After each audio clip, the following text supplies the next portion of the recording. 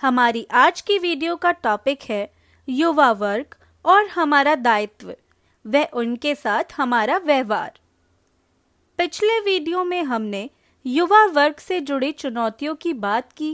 इस वीडियो में हमारी चर्चा का विषय रहेगा कि हम युवाओं के साथ विश्वास और परस्पर बातचीत का माहौल कैसे बनाएं। ऐसा नहीं है कि हम सबका माहौल हमेशा अनुकूल ही रहता है, परंतु अगर हम कुछ छोटी छोटी बातों पर सजग रहें तो हम युवाओं में आत्मविश्वास, अपने लक्ष्यों को निर्धारित करने की क्षमता और अपनी परिस्थितियों को समझने और सामना करने के कौशल को बढ़ा सकते हैं। आइए आज इन्हीं कुछ बातों पर गौर करते हैं। हमारा पहला पॉइंट है समय निकालें और एक्टिव रहें। किसी भी रिश्ते को रूप देने के लिए उस रिश्ते के लिए समय निकालना जरूरी है। समय के साथ साथ एक्टिव रहना भी आवश्यक है। समय निकालना एवं सक्रिय रहने का ये अर्थ नहीं कि हम हर समय कुछ ना कुछ साथ करते रहें या बोलते रहें। इसका मतलब है कुछ निर्धारित समय निकालकर इस उभरते वयस्क के साथ एक्टिव एंगेजमेंट रखें। इस समय आप कोई काम इकट्ठा कर सकते हैं, उनकी पसंद की चीज या विषय से जुड़ सकते हैं, साथ में उनके साथ मनोरंजन कर सकते हैं, घर के किसी काम या निर्णय के बारे में राय ले सकते हैं, किसी व्यक्ति की मदद कैसे की जाए ये पूछ सकते हैं।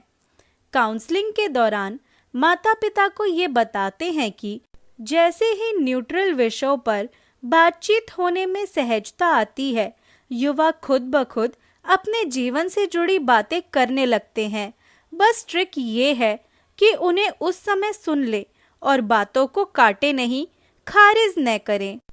हमारा अगला पॉइंट है बातचीत का माहौल रखें। यह बेहद जरूरी है। सुनना और समझना दो अलग बातें हैं। उदाहरण के लिए रंजन 24 वर्ष के एक युवक हैं जिन्होंने कानपुर में पढ़ाई की और फिर बीटेक करने दिल्ली आ गए। वह बताते हैं कि घर में उनका बात करने का मन नहीं करता या स्वयं से ही वार्ता को आगे नहीं बढ़ाना चाहते, क्योंकि उनके बदले में उन्हें 3 प्रकार के रिएक्शन मिलते हैं, जिनमें से पहला है हमारे ज़माने में ऐसा कहाँ होता था, यानी उनके ज़माने के नियम। दूसरा है ज़्यादा सुविधा मिल गई है इसलिए ये हाल है, या अभी इतने में तो डंडा उठा लेते हमारे पिताजी और हाथ पांव तोड़ देते। तीसरा है उन्हें ऐसा लगता कि उनके चरित्र या क्षमताओं को जज या उनका मूल्यांकन किया जा रहा है और कोई ना कोई गलत या सही का लेबल लग रहा है। यह सब व्यवहार बातचीत में बैरियर या रुकावट डालते हैं और बातचीत बस यही समाप्त हो जाती है।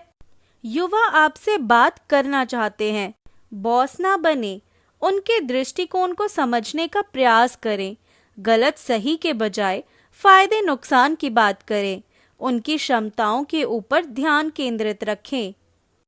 तीसरा पॉइंट है तुलना न करें।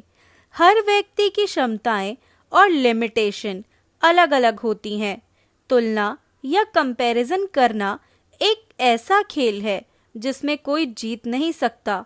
युवाओं की तुलना करने से बचें, इसके नुकसान बहुत हैं, जैसे आत्मविश्वास में कमी आने लगती है, हीनता की भावना भरने लगती है, अपनी क्षमताओं पर विश्वास और उनका उचित इस्तेमाल करने के कौशल पर असर पड़ने लगता है, एक नकारात्मक सोच पनप जाती है जिसके चक्रव्यूह से निकलना असंभव सा लगने लगता है।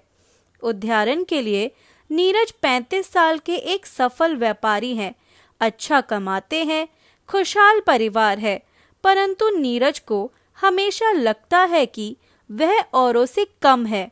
बातचीत के दौरान पता चला कि नीरज को बड़े होते समय निरंतर तुलना का सामना करना पड़ा, जैसे क्लास के अन्य विद्यार्थियों के साथ, अपने भाई और बहन के साथ, मोहल्ले के अन्य बच्चों के साथ, जिससे अपने लिए इनका अच्छा करने के बावजूद भी वह खुश नहीं रहते और निरंतर वो क्या नहीं कर पाए और उनमें क्या नहीं है उसके बारे में सोचते रहते। हमारा चौथा पॉइंट है आदर कमाएं, डिमांड न करें।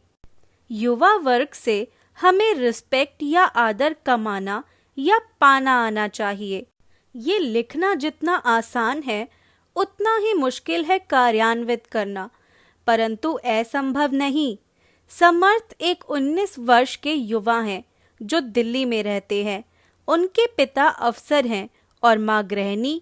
समर्थ के पिता की शिकायत है कि समर्थ उनसे आदर से बात नहीं करते, उनकी बातों को नजरअंदाज करते हैं और घर में उनसे सिर्फ काम से ही बात करते हैं। समर्थ की माँ और समर्थ से हुई बातचीत में पता चला कि घर में सिर्फ उनके पिता की ही बात से शुरुआत होती है और उन्हीं पर बात समाप्त होती है। पिता रसूख वाले हैं, पर माँ को बात बात पर ताने मारते हैं और निरंतर किसी न किसी बात पर नीचा दिखाते हैं। समर्थ और उनकी बहन को भी वह अक्सर तेज और चिल्लाकर बोलते हैं। समर्थ कहते हैं कि पहले वे छोटे थे तो समझ नहीं पाते थे, अब उन्हें बुरा लगता है। वह ये भी समझाते हैं कि पिता सबकी ज़रूरतों का ख्याल भी रखते हैं और प्यार भी करते हैं, पर उनके मन में पिता के लिए एक रूढ़ व्यवहार के कारण आदर के भाव नहीं आते। इसलिए अत्यंत आवश्यक है कि आप इन बातों का ध्यान रखें। अपने घर के अन्य सदस्यों से अपने व्यवहार में जिम्मेदार रहें, यानी कि रिस्पेक्टफुल रहें। घर में आपसी मतभेद स्वाभाविक है, परंतु मतभेद का अर्थ एक दूसरे को नीचा दिखाना नहीं है। सहमति पर असहमति होना आदर के साथ भी हो सकता है। युवा के सामने क्या हमारा व्यवहार अनुकरणीय है, इस बात के लिए जागरूक रहें, यानी कि माइंडफुल या सचेत रहें। जैसा व्यवहार हमारा रहता है, हमारा युवा वर्ग उस पर एक पैनी नजर रखता है, फिर जाने अनजाने में उसका अनुसरण भी करता है। आपके अपने व्यवहार में ठहराव एवं निरंतरता युवा के व्यवहार में स्वयं ही परिवर्तन लाएगी। हमारा पांचवा पॉइंट है जिम्मेदारी दें। उचित समय पर धीरे धीरे जिम्मेदारी देना आवश्यक है। सुझाव देने से पहले उनकी राय भी लें। युवाओं को घर से बाहर निकलने के बाद जो दुविधाओं या अंतर्द्वंद का सामना करना पड़ता है, उनके बारे में घर पर चर्चा आवश्यक करें। उन्हें इनसे अवगत कराएं, तैयार करें।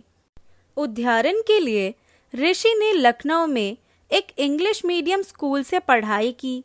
पूरा परिवार पढ़ा लिखा था और आपस में घनिष्ठ संबंध थे। फिर ग्रेजुएशन करने वो पुणे चले गए। ऋषि बताते हैं कि उन्हें अपने माता पिता से कोई शिकायत नहीं है। उन्होंने मेरे और मेरे भाई के लिए बहुत किया, लेकिन शुरू के 2 साल कॉलेज में अत्यंत मुश्किल रहे। घर पर बात होती थी पढ़ाई, सम्मान, कैरियर, पैसे कमाने आदि पर, लेकिन कुछ मुद्दे जिनके बारे में घर पर बात नहीं होती थी, जैसे ड्रग्स, रिश्तों में सहमति की आवश्यकता, जेंडर, सेक्सुअलिटी, मानसिक स्वास्थ्य, आत्मविश्वास, जो कहीं ज्यादा महत्वपूर्ण थे। जानकारी के अभाव में उन्होंने अपने आप को अक्सर मुश्किल दुविधाओं में पाया और कई नुकसानदेह निर्णय भी लिए। हमारा युवा वर्ग क्षमताओं और संभावनाओं का साक्षात संगम है।